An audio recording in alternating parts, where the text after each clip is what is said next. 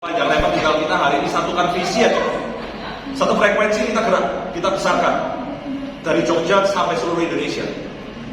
Saya pastikan hari ini mobil-mobil pertama yang keluar, ribut-ribut mobil pertama harus adalah leader-leader Jogja ya Pak. Amin.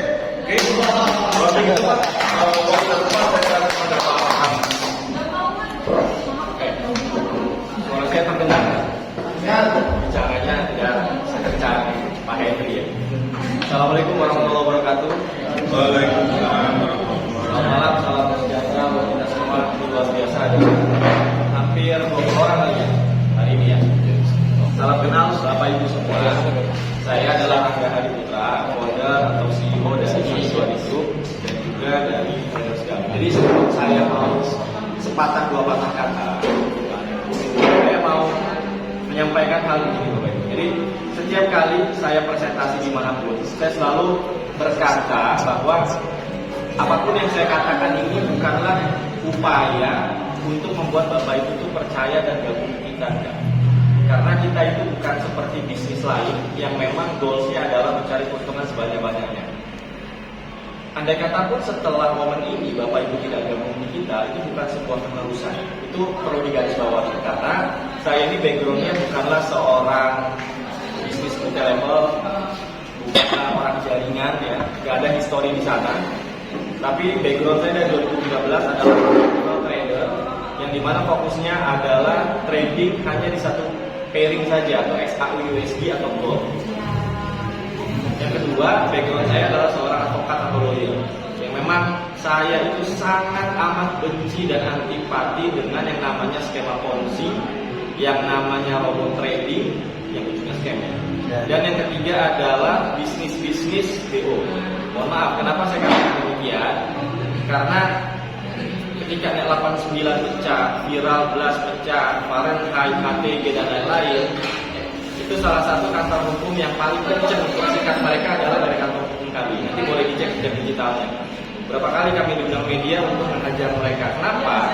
Karena memang komitmen dari awal adalah ketika saya ngerti trading, saya bikin YouTube, saya bikin Instagram, memang kita pengen edukasi Pak.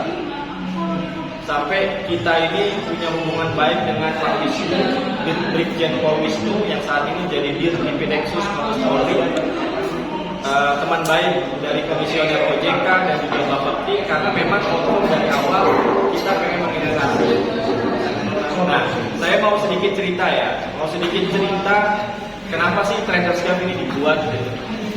Kalau boleh jujur, saya ini sebelumnya sebenarnya nggak ada niat dari awal atau ada goals ke depannya bahwa nanti saya akan jadi influencer nih, saya akan membuat sebuah perusahaan trading, ini nggak ada sama sekali.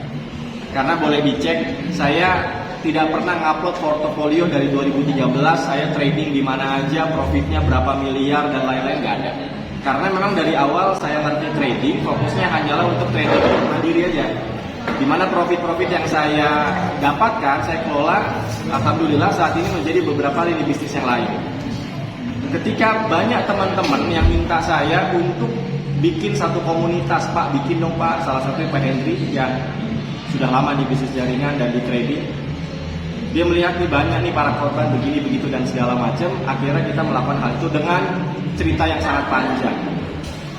Jadi Bapak Ibu kalau melihat konsep dari Traders Group, kita selalu mengedepankan manajemen kebaikan. CSR kami di Traders Group ini saat ini alhamdulillah sudah cukup sebenarnya untuk membackup apabila hal-hal yang tidak diinginkan terjadi. Karena dalam trading ini itu seperti yang Pak Henry katakan, tidak ada kepastian orang itu pasti nggak akan mungkin loss atau nggak akan mungkin bangkrut, itu nggak ada. Karena risiko terbesar dari trading itu adalah MC, margin call atau kehilangan uang. Namun tentunya kita punya serangkaian strategi untuk jangan sampai itu terjadi. Tapi gini, saya prinsipnya kalau equity saya tidak mencukupi apabila hal yang tidak diinginkan terjadi, saya nggak mau jalankan. Karena kenapa? Tentu mohon maaf, komunitas ini bagi saya adalah small business ya.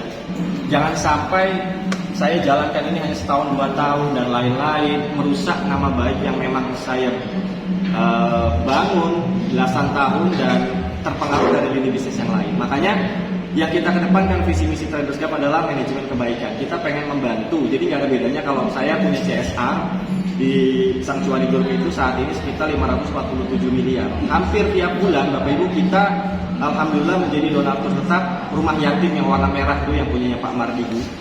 Setiap bulan kita kasih 150 juta, 150 juta. Ketika teman-teman para korban atau saya sering bilang pasukan sakit hati yang korban dari SW, Smart Wallet dan lain-lain gitu ya, Pak bicara begini begitu dan segala macam. Niat saya, nawaitu saya dari awal ya ini adalah sebagai bentuk CSR. Karena saya ingat tuh guru saya pernah bilang, sebaik-baiknya manusia dalam hadis kan ada ya, sebaik-baiknya manusia adalah manusia yang paling bermanfaat buat orang lain. Nah itu yang kita tekankan Bapak Ibu. Jadi big goals-nya adalah bukan mencari keuntungan sebanyak-banyaknya, itu sangat jauh dari situ. Karena kita buat Traders Gap ini adalah modal lebih dulu kita tuangkan di awal. Jadi saat ini dengan trading plan yang kita buat, yaitu awal masuk adalah paket-paketnya ya 100, 1000 dan 10.000. Itu sebenarnya kalau Bapak Ibu teliti itu untuk membantu teman-teman atau mereka-mereka yang saat ini kebanyakan menjadi korban. Dengan modal hanya 1,4 juta tapi bisa merasakan profit secara konsisten setiap harinya. Nah itu yang kita kedepankan. Jadi itu adalah historical background kenapa saya menciptakan komunitas ini. Dan ini adalah bentuknya komunitas Bapak Ibu. Dan ini adalah real trading. Jadi bukan bisnis yang setahun 2 tahun selesai. Nah makanya saat ini kita selektif sekali teman-teman yang ingin bergabung di Traders Gap. Mungkin kan ada beberapa yang sudah lama bermain di multi-level, bermain di BO atau mungkin skema-skema yang lain yang memang menjadi korban. Saya harap ketika bergabung mindsetnya itu dihilangkan semua. Karena ketika kita mengikuti trading plan yang ada, insya Allah ke depannya perjalanannya untuk recovery-nya Bapak Ibu semua akan berjalan dengan lancar. Nah ini mungkin pembukaan dari saya. Saya yakin di pikiran Bapak Ibu sudah banyak nih pertanyaan-pertanyaan yang mau disampaikan. Silakan, monggo. Kalau ada yang mau ditanyakan silakan. Boleh silakan Pak. Kalau sudah biasa main di konvensional, mengapa ranah jaringan ini menjadi independen? Lebih mengapa ini? Kemudian kenapa kendaraan yang dipakai komunitas bukan langsung ke entitas bisnis itu? Kalau komunitas ini kan sudah dikejar bukan kendaraan. Kalau entitas bisnis kan artinya personal punya PT kayak apa gitu. Kenapa kemudian belajar terus seperti itu tapi kok main di komunitas? Baik, pertanyaan bagus. Keuntungan yang Anda harapkan itu buat kami-kami yang kadang-kadang ratusan main ratusan bulan berapa? Kalau tinggi jaringan sampai berapa level, sponsornya berapa? Saya masih gelap untuk hal ini. Terima kasih. Terima kasih Pak. Dengan Bapak siapa Pak? Yasin. Pak Yasin. Pak Yasin. Ini good question ya. Saya berharap pertanyaan yang harus diajukan itu harus pertanyaan yang kritis karena saya orang juga begitu. Untuk pertanyaan yang terakhir mengenai trading plan, mengenai berapa kedalaman dan lain-lain, itu nanti bisa dibantu jelaskan ke teman-teman leader yang lain atau nanti ke Pak Hendri ya. Saya mau menjawab sesuatu yang lebih esensial. Pak Rangga secara langsung Pak Yasin tadi bertanya, kalau Pak Rangga sudah punya bisnis konvensional yang enak, yang nyaman, kenapa bikin Traders Gap gitu ya, kurang lebih ya. Dan kalaupun dibikin, kenapa nggak naik status menjadi PT yang punya potensi masalah atau bisa berpotensi masalah ke depan. Itu seperti saya info di awal Pak. Saya nggak merasa saya ini ingin membuat Traders Gap di awal. Jadi saya nggak ada niat. Jadi bukan saya yang mencari-cari bisnis apa ya yang lagi hits ya, terus kemudian makanya mindsetnya di awal kita harus satu frekuensi dulu. Makanya saya bilang di awal, ada atau tidaknya komunitas ini buat saya alhamdulillah tidak mempengaruhi equity atau kehidupan saya. Jadi bukan segmen utama saya. Bahkan tadi saya bilang apapun yang saya omongkan jangan dimaknai bahwa ini upaya sosial. Maaf, karena saya yakin di sini 90% orang jaringan. Jadi mindsetnya apapun yang dikatakan seolah ini adalah untuk meyakini teman-teman untuk bergabung di kita, itu tidak. Ya. Jadi menurut saya ini media dakwah saya. Setiap kali saya berkunjung ke teman-teman, yang saya niatkan adalah ingin membantu. Jadi tidak ada keharusan Bapak Ibu setelah mendengarkan presentasi ini masuk atau tidak, itu bukan sebuah keharusan. Pertama. Yang kedua, mengenai masalah kenapa ini nggak dinaikkan status menjadi PT dan lain-lain. Memang dari awal saya komitmen dan confirm hanya membuat sekedar komunitas. Tapi masalah legalitas, ini kan masuk ke dalam grup company saya. Saya kan punya company yang tadi saya bilang Sanctuary Group, itu tentu ada legalitasnya. Iya, di dalamnya itu saya segmentasi bisnisnya adalah saya main di properti, saya main di heavy duty rental. Jadi kita punya lini bisnis untuk penyewaan alat berat dan lain-lain, financial technology. Kemudian law firm saya juga masuk di situ dan salah satunya adalah komunitas ini. Dan memang saya tidak akan mau sampai kapanpun menaikkan status menjadi PT, Pak. Ini pun sudah saya presentasikan atau istilah hukumnya gelar perkara lah. Kepada rekan-rekan ada di Mabes Polri, ada di OJK. Memang saya punya hubungan dekat dengan mereka karena memang background saya lawyer. Tiap hari kita berperkara di sana. Kita sudah presentasikan, Bang, saya mau bikin komunitas nih dengan trading plan seperti ini. Menurut Abang gimana? Hampir semua mereka mengatakan kalau memang confirm seperti ini sebenarnya nggak ada masalah. Pertama, yang kedua tidak diperlukan legalitas juga. Kalaupun diperlukan legalitas, itu hanya sekedar izin perkumpulan dari Kemenkumham atau izin komunitas namanya. Kalaupun diperlukan, asal mereka malah memberikan advice, Pak, memberikan nasihat. Asal Abang jangan terjebak. Walaupun ini sudah besar, Abang bikin cabang di mana-mana, dia bilang. Kalau sudah bikin cabang ada kantor fisik, maka itu yang menjadi potensi. Karena kalau sudah ada kantor kan harus ada dasar hukumnya, legalitasnya. Nah, makanya dari awal komunitas ini dibentuk, tujuan utamanya adalah untuk mengedepankan manajemen kebaikan. Jadi nggak ada bedanya CSR yang saya berikan ke rumah yatim setiap hari setiap bulan 150 juta dananya dengan saya alokasikan untuk membantu merecovery teman-teman yang menjadi korban.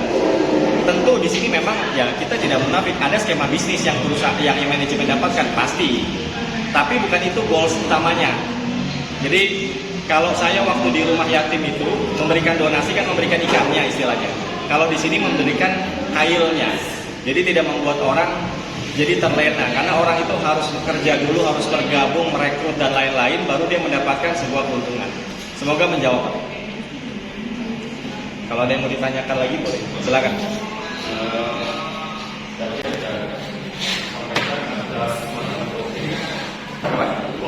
Floating ya. Kalau kita hanya tentang bola kecil, tangga berjalan. Seandainya floating dengan waktu yang berjalan dengan nilai kecil, kalau kita gimana? Hanya floating bisa diisi ini. Itu gimana maksudnya? Apa kita yang sangat jual kita sejak Oktober itu menjalankan copy trade. Jadi copy trade itu teman-teman punya akun sendiri-sendiri. Kayak kita punya akun di Metaverse, punya akun sendiri-sendiri atas nama kita sendiri-sendiri. Program ini yang bisa dari $100 itu bukan copy trade, itu pump. Jadi semua dikumpulkan di satu akun untuk menghindari itu, Pak. Itu pertanyaan Bapak bagus sekali. Kalau ada yang tawarkan Anda trading modalnya mulai dari $100 itu sudah pasti bohong. Kita emas saja kemarin Jumat pagi-pagi Iran dirudal lagi langsung terbang 40 poin baru pagi-pagi itu orang kalau ada sakit stroke habis itu uangnya. Tapi dananya teman-teman ini dikumpulkan dari satu pump. Kalau tahu konsep akun pump itu dananya semua masyarakat ini gabung jadi satu. Jadi tradingnya menggunakan dana besar. Misal kalau misalnya kita komunitas ada yang masuk dengan standar trading konsisten yang sudah dijalankan, seandainya ini profitnya ada terprediksi, kan otomatis terus minus saja kan. Dan berjalannya waktu, misalnya sudah lanjut baik ya, terus ternyata nggak turun, atau mungkin kalau naik untung lah ya, kalau nggak turun gimana juga habis ya. Kenapa saya sudah pegang aplikasi MetaTrader misalnya? Itu tadi kan saya sampaikan. Kita trading ini dapat keuntungan bukan hanya dari profit margin, tapi ada yang namanya rebate. Saat ada posisi Anda nyantol, masih loading ya, kan belum dikatakan rugi Pak, karena belum kita lepas. Kita akan ambil posisi lagi di bawah. Apa diinjek terus? Bukan diinjek lagi, tapi ambil posisi baru lagi kan.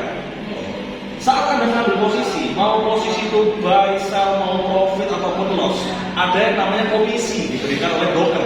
Tadi kan saya katakan, kita membayarkan teman-teman bukan hanya dari profit, jadi kalau lagi floating kita bayarnya dari komisi.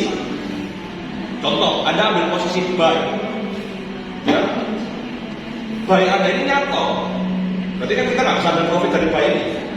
Di bawah kita bisa ambil sell lagi. Belum nginapnya kena cas ya? No, swap free. Broker keluar swapnya free. Kita jangan ambil yang swapnya berbayar, tekor kita. Jadi swapnya free, no commission. Trading terus, ambil posisi terus. Pak Angga kalau ambil posisi, beberapa posisi, multi posisi. Kalau sudah pump account seperti ini ya. Jadi kalau ada posisi yang nyantol, biarkan aja. Ada posisi-posisi baru, kita ambil keuntungan di sana dan ambil rebate di sana untuk bagi teman-teman. Makanya keuntungan akun PAM ini adalah teman-teman bisa mendapatkan keuntungan meskipun ada posisi yang masih floating. Kalau kita tunggu floatingnya lepas semua baru dapat untung, mau kapan kita untungnya? Itu kenapa dibutuhkan modal yang besar. Floating ditahan, hilang Pak. Floating harus dilepas profit Pak, nggak boleh floating minus dilepas. Tunggu profit baru dilepas. Maka itu biarkan aja posisinya, kita ambil posisi lagi di bawah. Bapak aktif trading sampai sekarang? Enggak ya? Trading margin itu luar biasa. Itu harta karun itu tidak dibawa laut. Harta karun yang benar itu ada di industri trading, buy sell kan. Kita nggak harus tunggu naik baru dapat untung, sell pun turun bisa dapat untung, ya kan? Saat kita ambil TikTok, selain dapat profit kita dapat komisi. Pak Angga dibayar komisi $17,5 per lot dari broker. Hari ini posisinya dilepas minus saja dia tetap dibayar komisi. Jadi kita kalau trading itu sebenarnya kita selain dapat keuntungan dari margin, kita dapat keuntungan komisi juga rebate. Dan bila ada rebate Pak, ya mau tradingan Anda nggak untung aja loh. Untung rugi. Tetap Anda dibayar oleh broker yang namanya komisi.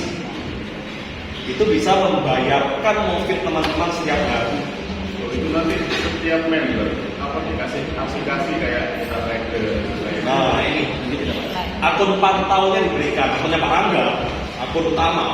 Bapak mau lihat dari mana sih Bapak kok bisa dibayarkan profit segitu banyak setiap hari, dapat reward, dapat bonus, ya dari sana kuncinya. Berani nggak perusahaan keluarkan dapurnya yang teman-teman bisa lihat, oh untungnya segini ya Pak Angga ya. Sedangkan kali ini profit kita cuma diberi sekian. Masuk akal nggak? Make sense nggak? Panjang nggak bisnisnya? Gitu loh. Kita nggak boleh ngomong bisnis selamanya ya, kita kabur. Wah, ini akan selamanya. Sekelas bank besar BCA aja, siapa yang berani garansi bank itu masih ada lagi 5 tahun dari sekarang atau 10 tahun dari sekarang. Jadi, tapi kalau kita pelajari historinya, modal tradingnya Pak Angga, itu yang membuat saya juga berani, ayo Pak kita bangun komunitas Pak. Jangan kita nikmati sendiri. Kalau kita nikmati sendiri sebenarnya sudah enak. Teman-teman itu kalau titip uang bukan 100-200 juta. Ibaratnya kan dia nggak bisa trading nih, tapi punya duit nih, kayak Bapak tadi kan bilang ya diputar di mana ya uang segini banyak ya daripada nganggur. Tapi kalau kita trading kan sendiri habis uang, loss sendiri di marketnya gitu. Kita cari trader yang kompeten, yang bagus, konsisten, kerjasama. Ini kita lagi kerjasama sebenarnya. Timnya Pak Rangga kerja buat analisa trading, kita cari market. Kita nabung di sini, kita taruh duit, kita kembangkan jaringan. Ini kerjasama kita. Karena kita percaya, oh Pak Rangga dan timnya record bagus. Pak Rangga belum pernah MC, saya belum ketemu trader, belum pernah MC. Oh, apakah karena Pak Rangga hebat? Belum tentu, tapi modalnya yang hebat kalau saya bilang. Jadi kalau dibutuhkan injek lagi. Kapan MC-nya kalau gitu? Nggak MC. Jadi saya tambahkan Pak. Yang paling penting sebenarnya dalam trading itu adalah ketahanan modal atau equity. Kita bayangkan ya, misalnya modal kita 100.000 US dollar, kebanyakan 10.000 deh US dollar. Kita buka open posisinya 0,01 lot dengan metode follow the trend. Karena konsep utama dalam trading kalau kita mau profitable itu jangan melawan arah trend. Sebagai informasi bahwa dalam trading itu kita sebagai trader adalah second layer atau bisa dibilang retail trader. Big tradernya adalah mereka-mereka liquidity provider seperti hedge fund, kemudian bank-bank besar. Kita open posisi 1 miliar pun, 1 triliun pun tidak akan merubah dari pergerakan harga. Jadi follow the trend. Kita open posisi follow the trend dengan lot 0,01, kita mustahil MC, Pak. Jadi memang di sini poinnya adalah ketahanan modal. Kenapa saya tidak pernah MC? Bukan berarti ya, tadi bilang bukan berarti saya jago analisanya, karena dalam trading itu bisnis 1% kecerdasan, 99% adalah penguasaan diri. Yang paling penting kita paham ketika berhadapan dengan market, potensi gagal atau resikonya jauh lebih besar dibandingkan profit. Nah, kebanyakan orang gagal dalam trading yang saya teliti puluhan tahun ini bukan karena mereka nggak jago analisa kok. Kita belajar analisa 1 hari aja di YouTube bisa kita profit, tapi belum tentu konsisten. Karena ketika besoknya dia mau profit ada sifat tamak dan juga sifat-sifat emosi negatif yang nggak bisa dikendalikan. Makanya akhirnya masyarakat kita tuh perlu hal yang cepat, pakai robot trading. Nah, saya katakan di video-video saya juga saya mengatakan bahwa robot trading hati-hati. Ini adalah satu kelemahan atau bisa dibilang manipulasi dalam trading sepanjang masa. Karena belum ada ceritanya robot trading di Indonesia itu yang profitable, yang bisa bertahan lebih daripada 7 tahun. Karena ada kekurangan di robot itu, dia tidak punya emosi, Pak. Ketika dia, wah ini ada news nih, misalnya Jerome Powell yang punya Federal Reserve ini pidato, itu akan berpengaruh itu pergerakan daripada harga atau pergerakan daripada market. Nah, sedangkan manusia kalau nggak yakin, dia open posisi, itu dia tidak boleh open posisi. Ketika floatingnya parah, nah kalau saya pernah Pak, dalam beberapa bulan floating sampai 300.000 US dollar pernah. Tapi karena ketahanan equity-nya besar, sedangkan kita itu penganut follow the trend, sudah pasti market itu akan balik dengan sendirinya. Itu sudah pasti. Walaupun memang waktunya bisa berbulan-bulan. Jadi memang poinnya ada di ketahanan modal. Ya kenapa sih sekarang ini trading jadi momok di masyarakat? Karena susah banget profit. Saya bukan karena dia nggak jago, Pak. Bukan karena dia nggak bisa analisa, tapi nggak bisa mengendalikan dirinya. Dia terjebak sama emosi negatif. Ketika dia floating profit, dia biarkan. Tapi ketika floating loss, ketika floating profit dia langsung loss. Padahal kalau analisanya bagus, itu dia bisa dapat beberapa poin ke depan karena dia masih naik tuh trennya. Tapi ketika floating loss, dia biarkan. Harusnya kan kebalik. Kalau memang analisa kita interest dengan analisa kita, wah ini harga bisa naik ke 2.500, dia bergerak masih 2.300. Floating profit dia harusnya dibiarkan. Nah, terkadang manusia belum bisa mengontrol emosi dengan baik dengan seperti itu. Tapi ketika dia floating loss, dia biarkan. Jadi kembali harusnya kan di-cut pada saat itu, kemudian di recovery kemudian harinya. Karena konsep saya dalam trading itu one day one trade, Pak. Jadi saya tidak mau over trading. Jadi saya bukan tipikal orang yang trading itu setiap berapa menit sekali lihat laptop, lihat handphone itu enggak.